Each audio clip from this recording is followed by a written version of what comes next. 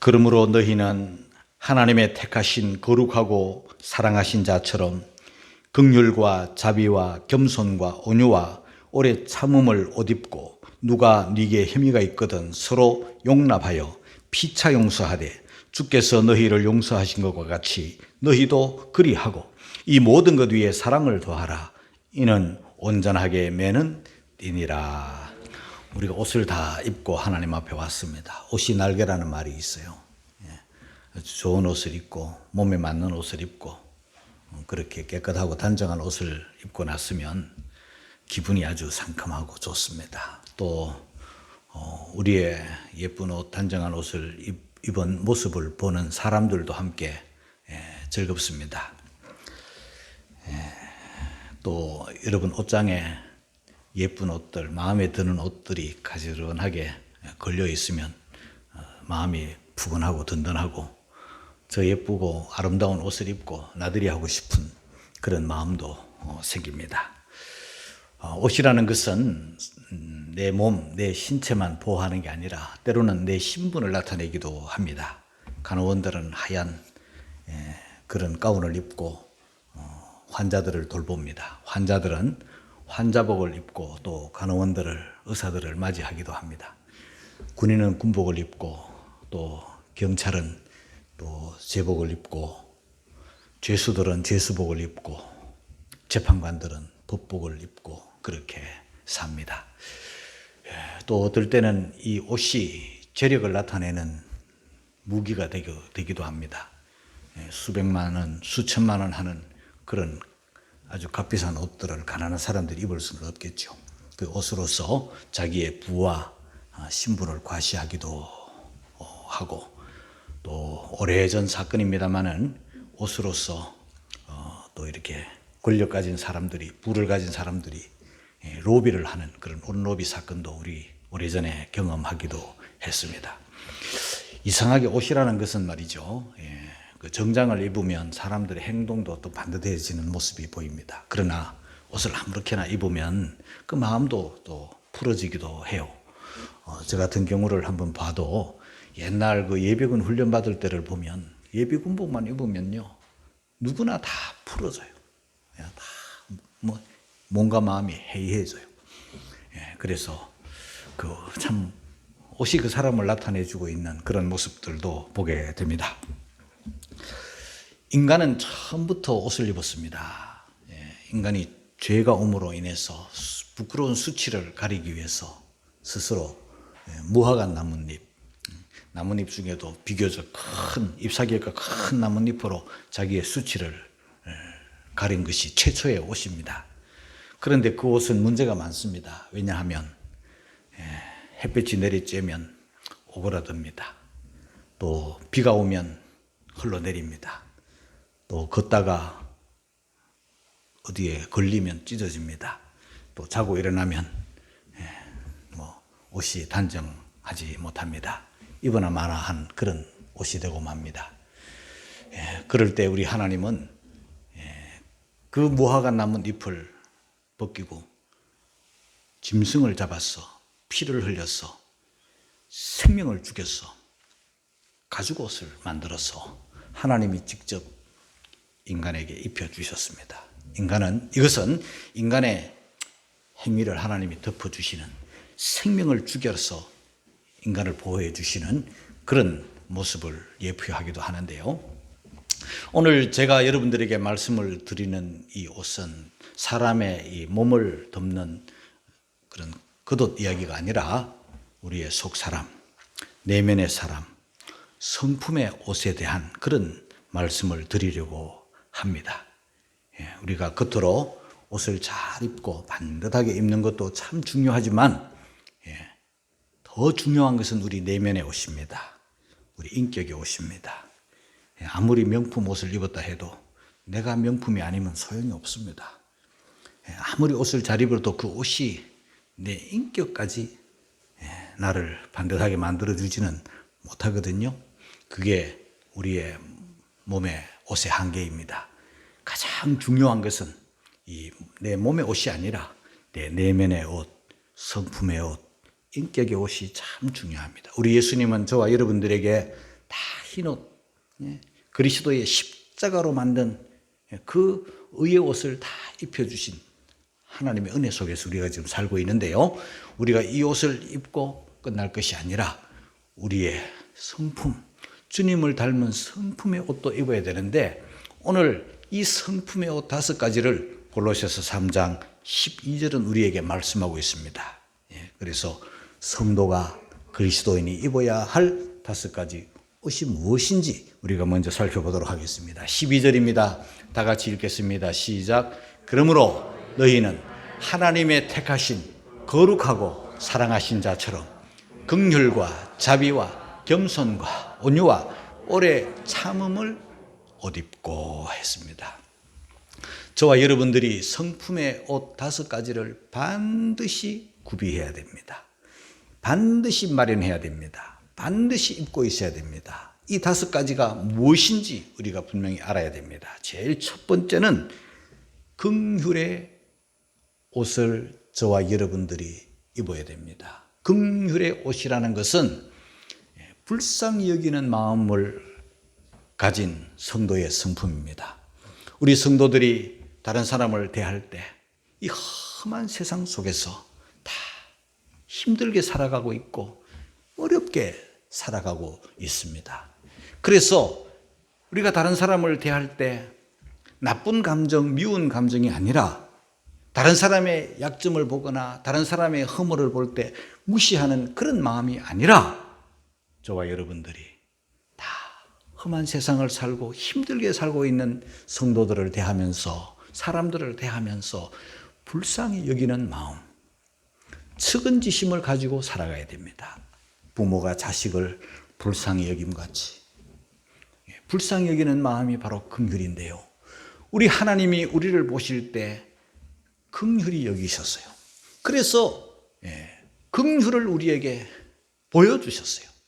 우리 또한 하나님의 긍휼을 입은 사람들이고, 하나님의 긍휼을, 그리고 또 긍휼을 입은 자로서 긍휼을 품고 긍휼을 나타내는 그런 성도들이 되어야 되겠죠. 마태복음 5장 7절에 보면요, 긍휼히 여기는 자는 복이 있나니 했습니다. 우리가 긍휼의 옷을 입고 다른 사람들을 불쌍히 여기는 마음을 가질 때, 남편은 아내를, 아내는 남편을, 부모는 자식을, 자식은 부모를, 목사는 성도를, 성도는 목사를, 우리가 서로 불쌍히 여기는 마음, 이 마음을 가진 그것부터가, 긍휼의 옷을 입고 사는 우리 자신이 오늘 성경에 복이 있나니 그랬습니다. 돈을 많이 가진 부자보다 긍휼의 옷을 입고 사는, 그래서 복 있는 자로 사는 그런 성도들이 될 때 또다시 우리는 하나님의 긍휼을 입게 되는 것입니다. 두 번째로 갖추어야 될 옷은 자비의 옷입니다. 자비의 옷이 무엇인가 성경이 가장 분명하게 가르쳐주는 말씀은 누가복음 10장에 나타난 강도 만난 자의 이웃. 강도 만난 자의 이웃. 한 사람이 길을 가다가 강도를 만났습니다. 강도들이 그 사람의 재물을 뺏기 위해서 그 사람을 때려버렸습니다. 그리고 그 사람이 가진 것을 다 빼앗고, 그리고 그 사람의 옷까지 다 벗겨가 버렸습니다. 당시에는 옷이 굉장히 값이 비싸고 귀하기 때문에, 옷이 재산이기 때문에 옷까지 다 가져가 버렸습니다. 벌거숭이가 되었고 상처를 입었습니다.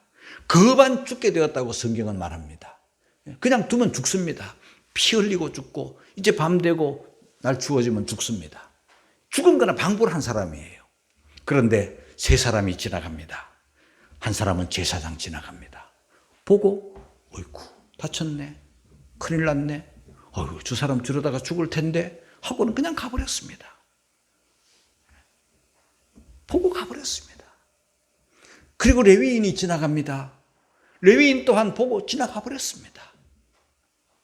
아마 이 강도 만난 자는 어떤 형편이었는지 우리가 다 알 수는 없지만 분명히 지나가는, 그냥 자기를 두고 가는, 보고 그냥 가는 그 제사장을 불렀을지도 모릅니다. 레위인을 불렀을지도 모릅니다.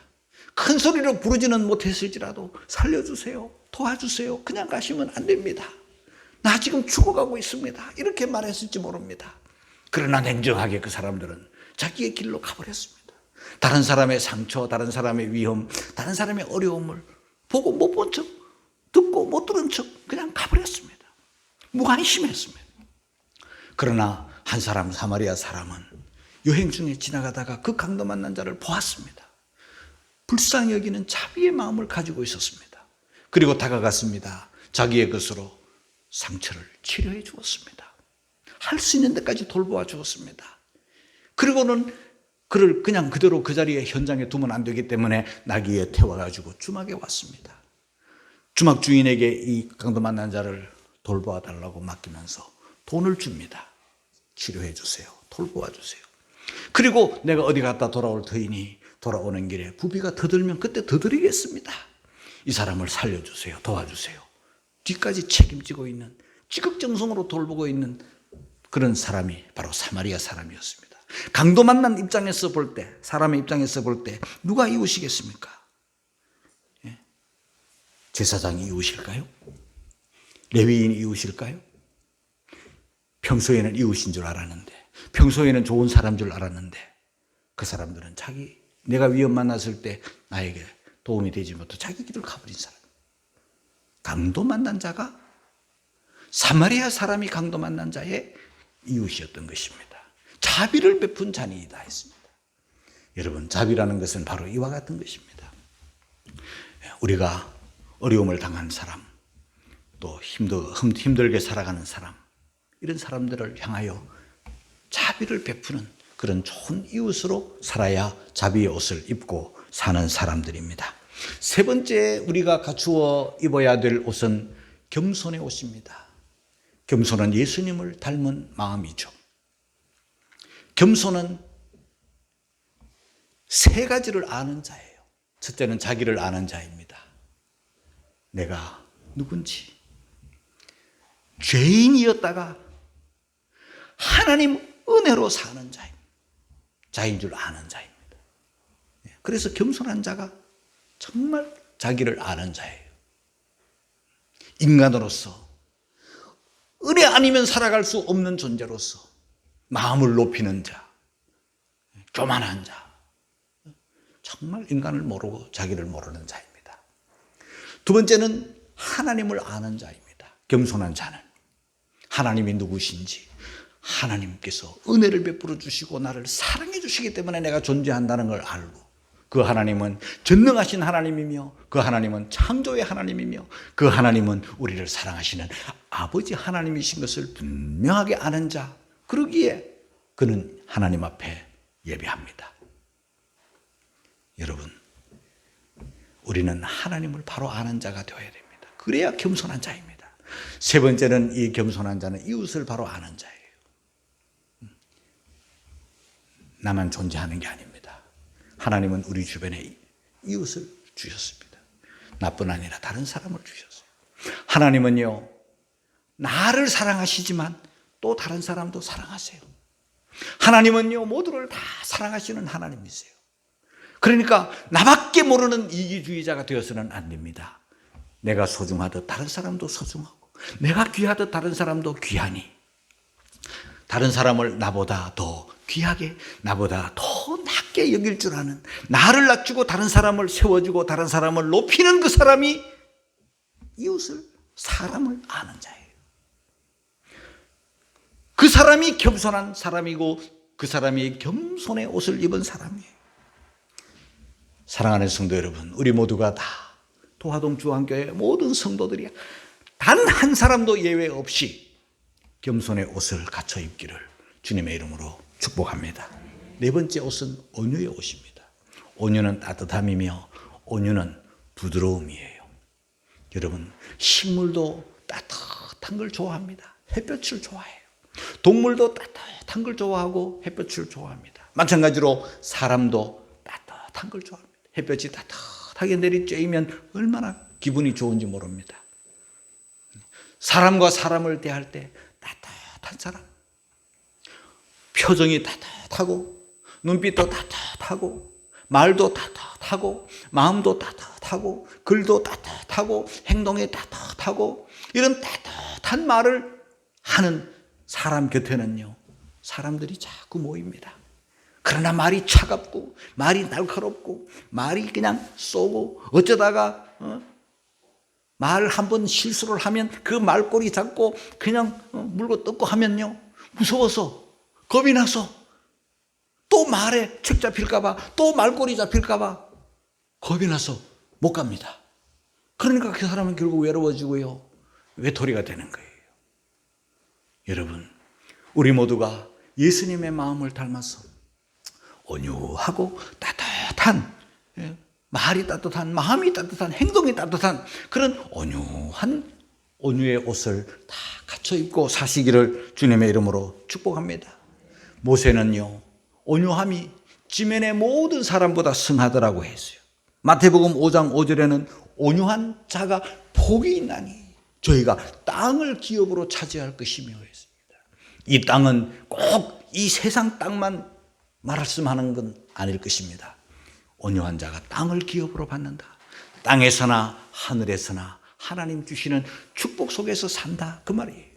주님을 닮았기 때문에 우리 모두가 온유한 성품으로, 이 하루아침에 온유한 사람이 되기는 어렵습니다. 끊임없이 자기를 돌아보고 내 입에서나 내 눈빛에서나 내 행동에서 센 말, 독한 말, 싸나운 말, 그친 말 나가지 않도록 항상 자기를 다듬고 자기를 돌보면요, 어느 사이에 온유해집니다. 그리고 온유한 주님을 마음에 품고 온유한 성령님을, 부드러운 성령님을, 따스한 성령님을 모시고 그렇게 기도로서 살아갈 때 점점 양처럼 따뜻하고 순한 그런 사람이 되는 것이죠. 다섯 번째 갖춰 입어야 할 옷은요, 오래 참음의 옷입니다. 성령의 열매는 오래 참음이에요. 우리 모두가 오래 참는 성도들이 되어야 됩니다. 부부 생활을 하다가 화날 일, 속상한 일, 마음에 들지 않는 일들이 왜 없겠습니까? 그럴 때 참아야 이혼하지 않습니다. 못 참으면 이혼합니다. 그래서 우리 예수 믿는 사람들은 참고, 가정생활 10년 했으면 10년 참은 거예요. 20년 했으면 20년 참은 거예요. 평생 했으면 평생 참는 거예요. 참고 사는 거예요. 교회 생활도 똑같습니다. 오래 참음의 열매가 없는 사람들은요, 교회도 자꾸 바꿔야 됩니다. 아마 한 100번은 바꿔야 될걸요. 우리 한국교회 6만 교회가 있는데요, 6만 교회 다 돌아다녀도 마음에 드는 교회는 아마 없을 겁니다. 한마디로 교회 생활은 참는 거예요. 여러분들이 오래오래 잘 참는, 환난이 와도 참고, 어려움이 와도 참고, 속상하는 일이 와도 참고, 이해할 수 없는 일들이 와도 참고, 모든 것을 다 잘 참는 그런 성도들이 되어야 됩니다. 우리 5가지 옷을 갖춰 입었는지, 입고 사는지, 우리 옷장에 옷이 많은 것은 좋아하면서 내가 이런 5가지 옷을 내가 챙기지 못하고 그것을 갖춰 입지 못하면 참 부끄러운 일이에요. 우리 한번 따라 하겠습니다. 5가지 옷입니다. 다 같이. 긍휼, 자비, 겸손, 온유, 오래 참음. 이 5가지 옷을 다 입고 그렇게 사실 때 그 사람이 그리스도인이에요. 교회 다닌다고 다 그리스도인 아닙니다. 예배당에 왔다고 다 훌륭한 성도가 아니에요. 이런 5가지 옷을 입은 사람이 그리스도의 사람이고 그리스도의 향기를 나타내고 그리스도의 편지로서 살아갈 수가 있는 것입니다. 오늘 2번째 말씀은요, 용서하라는 말씀이에요. 우리 13절 같이 읽겠습니다. 다 같이 시작. 누가 네게 혐의가 있거든 서로 용서하라. 피차 용서하되 주께서 너희를 용서하신 것 같이 너희도 그리하고. 혐의가 있거든, 누가 네게 혐의가 있거든. 사람들과 어울리다 보면요, 정말 그 나쁜 그런 감정을 가지게 되는 그런 경우가 있습니다. 상대방에 대해서 미워하는 마음을 가지게 되고, 그러다 보면요, 갈등이 생기고 그 사람을 멀리하게 되고 또 때로는 그 사람과 다투게 되고, 혐의가 있으니까요. 그런데 그런 혐의가 있을 때 아무 일 없으면 뭐 용서할 일도 없겠죠. 혐의가 있을 때 나를 화나게 하고 나를 속상해 하고 나를 기분 나쁘게 한 그런 혐의가 있을 때 그때 어떻게 해야 되나? 미워해야 되나? 싸워야 되나? 다투어야 되나? 더 센 말로 풀어야 되나?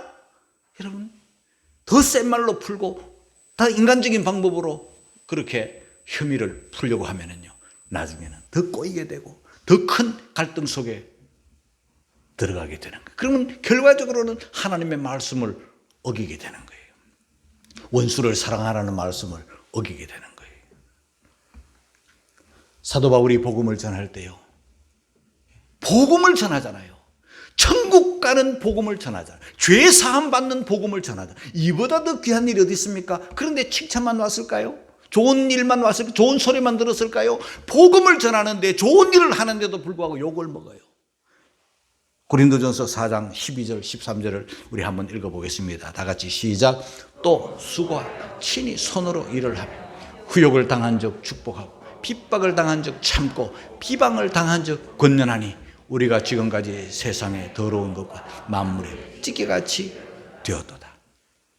귀하게 대접받고 환영받고 영접받는 것뿐만 아니라 사람들로 인해서 만물에 찌개같이 되고 더러운 사람으로 취급을 받게 되고 욕을 먹게 되고, 하지만 같이 욕하지 않고 같이 다투지 않고 욕을 당한 적 축복하고 핍박을 당한 적 참고 비방을 당한 적 권면하면서 여전히 사랑하면서 복음을 전하는 사도 바울의 모습을 닮아야 돼요. 만약에 그렇지 못하면 사도 바울이 아닌 거예요. 우리가 교회 생활을 하고 신앙생활을 하면서 나는 분명 복음을 전하는데, 나는 분명 주의 일을 하는데 때로는 욕을 먹고 억울한 일을 당하고 참을 수 없는 모욕을 당할 때 어떻게 해요? 같이 막 상대해요? 그럴 수 없잖아요. 그러면 크리스찬 아니에요. 그러면 주님으로부터 용서받은 사람이 아니에요. 우리는요, 성도들은 용서, 하나님의 은혜에 의해서, 예수님의 십자가의 은혜에 의해서 우리는 용서받은 사람이기 때문에 우리 성도들은요, 어려운 일을 당해도, 억울한 일을 당해도, 욕을 먹어도, 속상한 일을 당해도, 섭섭한 일을 당해도 용서하며 살아야 될 줄로 믿습니다. 서로 용서하라 그랬어요.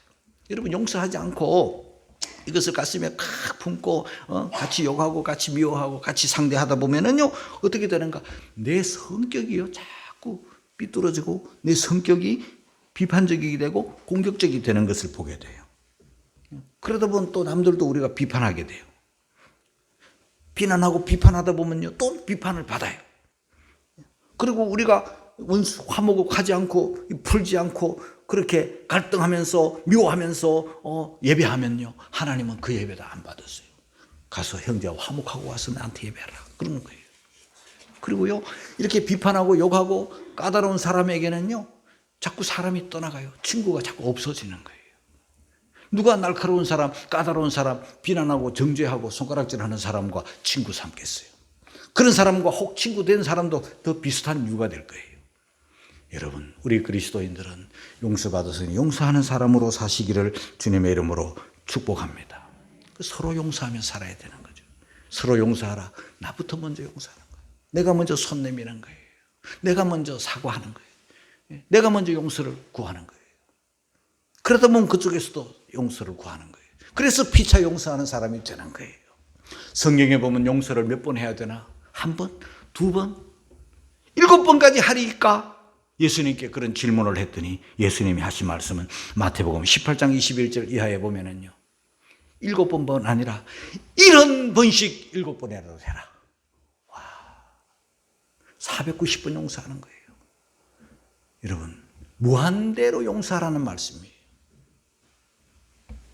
용서하는 사람을 보면서 그 용서의 모델이 있는데요, 누구냐 하면은 저는 요셉이라고 생각해요.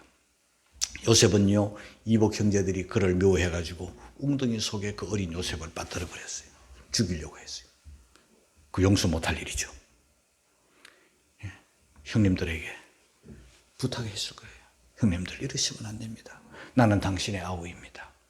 그러나 형님들이 들은 채만치 하면서 아우를 웅덩이 속에 밀어넣고 죽이려 하고 요셉이 가지고 온 음식을 그 위에서 나눠 먹고, 이런 악한 인간들이 어디 있습니까? 그리고는 미디안 장사꾼들에게 저 팔아버렸습니다. 애굽이라는 낯선 나라에 가서 생고생했습니다. 억울한 일을 많이 당했어요. 억울한 일을 당한 것 중에 하나는요, 부녀 주인 아내 보디발 아내를 겁탈한 죄라는 누명을 덮어쓰고 결국은 감옥까지 가게 됐어요. 얼마나 억울하겠어요.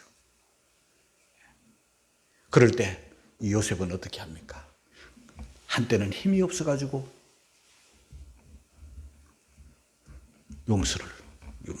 용서할 수 있는 처지가 아니었어요. 그냥 당하기만 했어요. 이제는 힘이 왔어요. 언제 왔습니까? 애굽의 총리가 되었어요. 그리고 형들이 양식을 구하려고 그의 앞에 왔어요. 그러면 내 이놈들 하면서 얼마든지 그 형들을 공경 속에 몰아넣을 수 있고 원수 갚을 기회가 왔잖아요. 그런데 요셉은 형들에게 원수 갚지 않았어요. 깨끗하게 용서했어요. 나를 팔았으므로 근심하지 마소서 하면서 오히려 형들을 위로하는 거예요. 그리고 억울한 누명을 덮어 씌운 그 못된 여자, 그 보디발의 아내 찾아라. 세월이 수년 지나갔지만은 찾아가지고 내 앞에 끌어와라 하면서 얼마든지 분을 풀 수 있고 억울함을 풀 수 있는 그런 기회가 왔잖아요. 그런데 성경 어디를 봐도 보디발의 아내를 찾지 않았어요. 옛날로 다 지나간 일로 덮어버렸어요. 그리고 아내의 말만 듣고 요셉을 자세히 조사하지도 않고 그냥 깊은 감옥에 던져버린 그 보디발, 그도 마찬가지. 그 사람들을 잡아다가 조사하고 따지고 얼마든지 분풀이할 수 있지만은 깨끗하게 잊어버렸어요. 깨끗하게 덮어버렸어요. 사랑하는 성도 여러분, 저와 여러분들은요, 이 세상에 살면서 억울한 일을 전혀 안 당할 수 없어요. 정말 억울한 일을 당해보면요, 속상하고 잠이 오지 않고 분해서 살 수가 없는 그런 일들도 있을 수 있어요. 그러나 항상 기억해야 될 것은 주님이 나를 용서해 주셨다. 나도 용서하며 살리라. 내가 용서하는 그 순간에요, 그 사람도 좋지만 용서한 내 마음이 천국이에요. 품고 있으면 지옥이에요, 여러분. 우리 모든 성도들이요, 이 세상 살면서 이런 사람 저 사람으로부터 상처 입은 마음들, 억울한 마음들 다 용서하는, 풀어버리는 그런 복된 성도들 다 되시기를 주님의 이름으로 축복합니다. 은혜는, 우리말에 은혜는 물에 새기고 원수는 돌에 새긴다, 그런 말이 있는데 그 반대가 돼야 됩니다. 은혜는 돌에 새겨놓고 계속 기억하고 계속 감사해야 됩니다. 은혜를 잊지 말고. 그러나 원수는 물에 던져서 다 잊어버려야 됩니다. 이 모든 것 위에 사랑을 더하라. 14절입니다. 같이 읽겠습니다. 시작. 이 모든 것 위에 사랑을 더하라. 이는 온전하게 매는 띠니라. 이 모든 것이 뭡니까? 긍휼, 자비, 겸손, 온유, 오래 참음, 그리고 또 용서까지 그 위에다가 사랑을 더하라. 온전하게 매는 띠니라. 그렇게 말씀을 했습니다. 사랑을 더해야 됩니다. 사랑의 띠를 가지고 있을 때, 사랑으로 품고 있을 때, 사랑을 가지고 있을 때, 이 5가지 옷이 효과를 발휘하고 기능을 발휘해요. 5가지 옷을 입었다 해도 띠가 없으면 흘러내리고 펄렁거려요. 불편해요. 사랑의 띠가 딱 옷을 매듭 지어주는 거예요. 단정하게 만들어주는 거예요. 우리 모든 성도들이 사랑의 띠를 가지고 동여매는 그런 옷차림이, 내 내면의 성품의 옷차림이 단정한 그런 성도들이 되기를 주의 이름으로 축복합니다. 왜 이렇게 해야 되나? 12절로 우리가 다시 돌아옵니다. 왜 이렇게 우리가 옷을 입고 용서하고 띠를 매야 되는가? 12절입니다. 우리 한번 다시 읽겠습니다. 시작. 그러므로 너희는 하나님의 택하신 거룩하고 사랑하신 자처럼 긍휼과 자비와 겸손과 온유와 오래 참음을 어디고. 무슨 말씀입니까? 저와 여러분들은요, 하나님의 택함을 받은 사람이기 때문에, 하나님에 의해서 거룩하게 된 사람이기 때문에, 하나님으로부터 엄청난 사랑을 받은 사람이기 때문에 우리는 이런 옷을 입고 살아야 되고 용서하며 살아야 되고 사랑의 띠를 메고 살아야 되는 것입니다. 사랑하는 성도 여러분, 하나님이 우리를 지으신 그 지음받은 우리들은 지음받은 성도들로서 하나님의 영광을 드러내면서 살아야 될 사명과 책임이 있어요. 주인이 꽃을 심었는데 그 꽃은 아름다움으로 그리고 향기로 주인에게 봉사를 해야 되고 대접을 해야 되지 않겠어요? 우리를 지으신 하나님께 이 아름다운 옷을 입고 성도들과 이웃들과 사람들과 어울려 살아갈 때 그 사람들이 우리를 보고 주님의 성품을 볼 거예요. 그러면 자연히 우리는 복음의 편지가 되고 주님의 향기가 되어서 주님께 영광 돌리는 성도들이 될 거예요. 개인적으로 일일이 복음을 전하지는 못한다 할지라도 우리의 성품의 옷 5가지를 입고 용서와 사랑의 띠를 다 둘러매고 우리가 길을 났을 때 사람들이 다 우리를 귀하게 아름답게 보고 우리를 지으신 하나님께 영광을 돌릴 거예요. 그런 복된 성품의 옷을 다 갖춰 입고 사시기를 주님의 이름으로 축원합니다.